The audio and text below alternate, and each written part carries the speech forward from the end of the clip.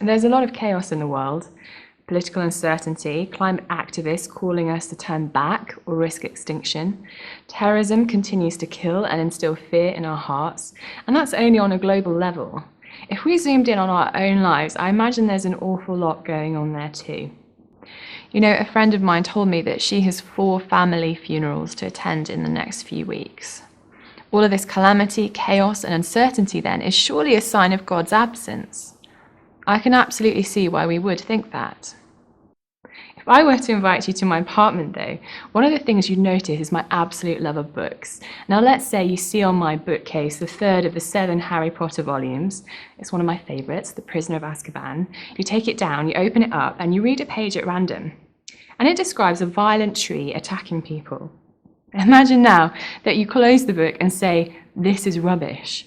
It's chaos and violence and darkness, and it's all just a bit weird. I would say I'm sure that page is all of those things, but that's one page in a 317-page novel which sits within a 7-book series. You have to read it in the context of the whole story to make sense of it. And you'd never read a book like that and jump to such a judgment. Yet that is what we do when we take a snippet from history, our own personal lives, and assume the madness means there is no meaning.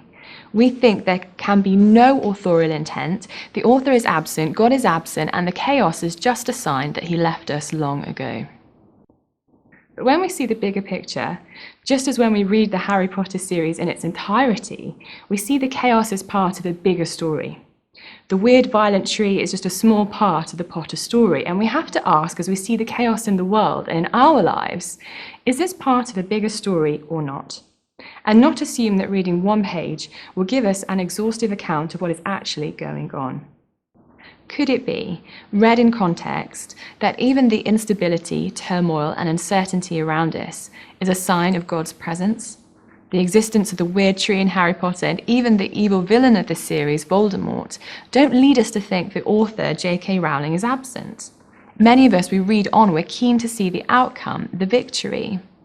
What if our lives are also part of a bigger story of what God is doing in the world and even in our own lives, and grasping that bigger story would transform our understanding and experience of the difficulties and chaos around us?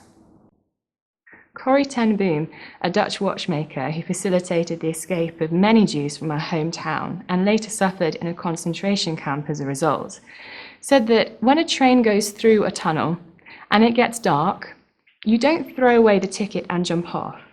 You sit still and trust the engineer. So the big question is what you're experiencing right now everything, or is there a bigger story, an author?